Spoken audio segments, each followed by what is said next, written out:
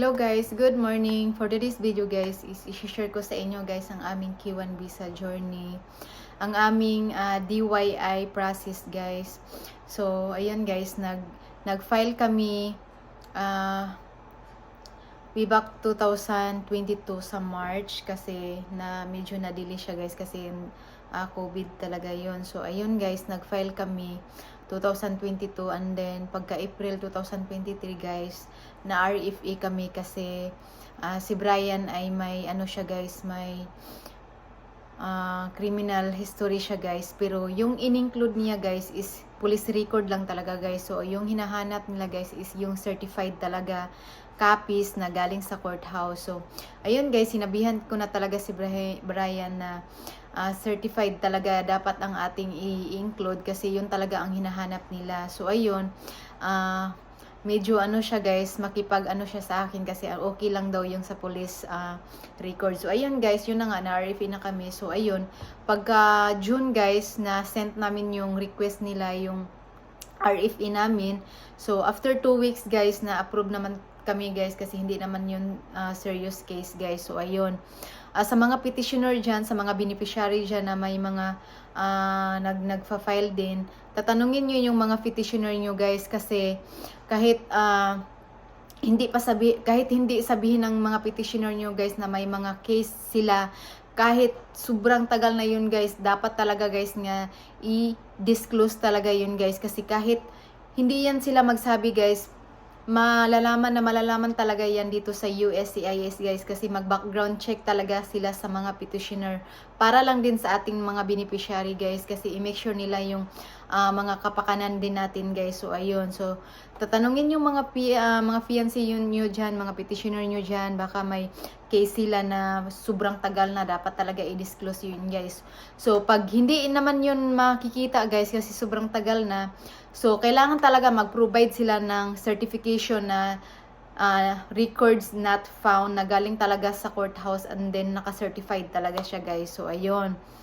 So ayun guys, pagka around June na-approve talaga kami guys kasi okay naman lahat yung yung papers namin. So ayun guys, pagka September guys, nakakuha ako ng aking medical. So ito yung tips ko for medical guys. So bago ako nag-medical guys, iniiwasan ko muna yung kape at saka soft drinks guys. So ang ginagawa ko guys is lagi ako naglaga ng malunggay.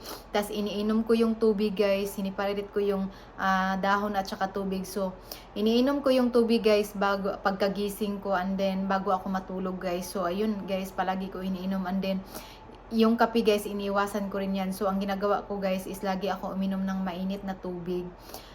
Minsan din nilagyan ko siya ng isang lemon, pinipigaan ko siya ng isang lemon and then syempre maasim yun guys, pero okay lang naman na pure warm water lang talaga yung iniinumin nyo guys. So ayun ang ginagawa ko guys and then lagi ako kumakain ng mga gulay, isda, tas matulog ng maaga kasi doon kasi sa St. Luke's guys, yan talaga ang kinatakutan ng lahat no, kasi kahit anong pa yan guys na napakaliit guys, na alam naman natin na wala tayong diferensya sa lungs no, ma-sputum talaga agad tayo guys. So ayan, dapat talaga mag-ingat tayo sa ating katawan guys kung magpa-medical tayo guys. Yung malapit ito din yung tips ko sa interview guys no. So dapat talaga na alam natin lahat ng mga information ng ating mga petitioner kasi kailangan talaga na malalaman natin guys kasi sa interview guys, sa tanungin talaga nila guys. So hindi lahat ng console ay pareho. So merong mga console guys na kunti lang yung itatanong, meron ding mga console na napaka-stricto, yung ang dami ding mga tanong about sa iyong fiancé. So kailangan talaga na alam nyo lahat ng mga background ng yung mga fiancé nyo, dapat i-memorize na yung mga address ng mga fiancé nyo, mga number ng fiancé nyo. So kung kinakailangan mga pamilya, pangalan ng mga pamilya or mga parents ng mga petitioner nyo. So ayun guys, kasi on my experience guys, napaka-smooth naman yung experience ko sa interview guys, no.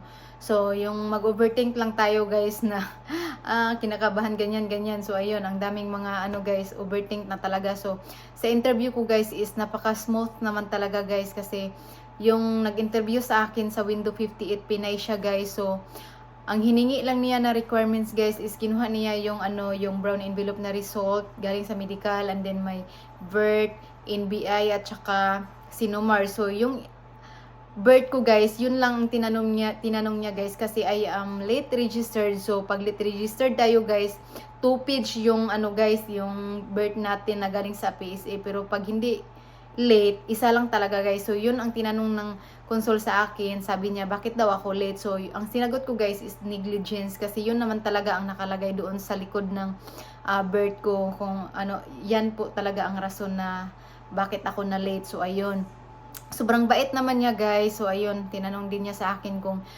ilang beses kami nagkita. Sabi ko pangatlo na, andun siya sa labas nag-waiting sa akin, and then tinanong din niya sa akin na kung may ticket na ba kami papunta dito sa US. Sabi ko yes ma'am. So ayun, kung ano ang tinatanong nila guys, yun lang din ang sasagutin nyo guys, and dapat talaga naka-stand straight kayo, and then smile talaga, and then kahit kinakabahan na tayo, no, smile pa rin tayo palagi guys. So ayun, and then pagkatapos nun guys, doon ako sa finger scanning. So mabait din yung consul na lalaki guys, sobrang bait din, yung napaka-calm lang talaga nila guys magtanong, no. So wag kayong kabahan guys, ang importante guys nga na alam nyo lahat mga information, mga background ng mga fiancé nyo guys. So yun lang naman ang talaga ang kailangan guys. And then doon na sa final guys interview, doon ako sa 62 ata yun. So yung nag-interview sa akin is siguro half Pinay, half Japanese yun siya guys, kasi yung mata niya medyo singkit guys. And then ayun, tinanong niya sa akin guys, pagkatapos kami nanumpa. So tanong niya sa akin una na dinala ko ba yung letter sa petitioner ko, yung sa criminal record. Sabi ko yes ma'am. So sabi niya okay. So hindi na niya tinignan guys, yung tinignan niya is picture lang talaga namin, photos together. So ayun guys, hindi niya kinuha, tinignan lang, tapos sabi niya okay, your visa got approved. So sobrang dali lang talaga guys, siguro mataas lang yung 10 minutes no na interview. Parang nag-usap lang kayo na friends kayo, parang napaka-calm lang talaga guys, kaya wag kayong kabahan. Kailangan talaga na honest, and then alam nyo lahat mga background ng inyong mga fiancé. So ayun guys, pagkatapos ng interview, 3 days lang guys na dumating agad yung visa ko, kasi pinipick up ko lang siya sa MOA. So yung mga kasamahan ko guys, umabot talaga ng 2 weeks, siguro depende rin sa consul, no. So ayun, napaka-smooth ng interview ko guys. So sobrang saya namin guys, kasi you know, magkasama na kami ng aking the one and only. So ayun na guys, sobrang saya ko guys. And then pagdating ng aking sorry guys, pagdating ng aking passport guys, nag-schedule agad kami ng CFO, kasi ngayon guys ang requirements ngayon sa CFO guys is bawal ka na talaga magpa-registered pag hindi ka pa visa on hand. So kailangan talaga na visa on hand ka, magpa-registered kasi sa CFO. So ayun guys, so sobrang bilis lang ng pangyayari guys. So ayun guys, andito na ako sa US. So dumating ako noong October 27 dito, and then kinasal kami nung November.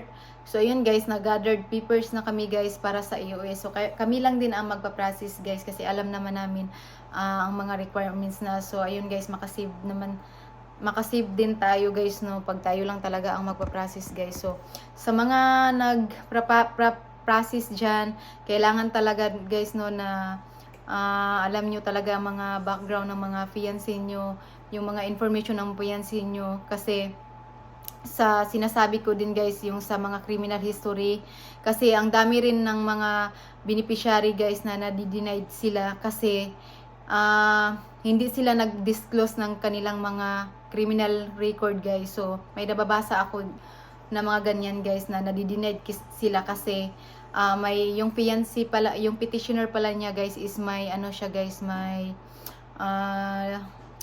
record na hindi na disclose. So ayun guys, so kaya kailangan talaga honest yung mga petitioner. Tatanungin nyo yun guys, yung mga petitioner nyo, baka may mga ano sila guys. So, ayun lang share ko guys, ang mabibigay ko na tips sa inyong lahat. Comment down below kung may tanong kayo about sa aming DIY, yung mga baka makatulong din ako guys. So, ayun lang guys. Thank you for watching our vlog. Jindy and Brian. Thanks guys!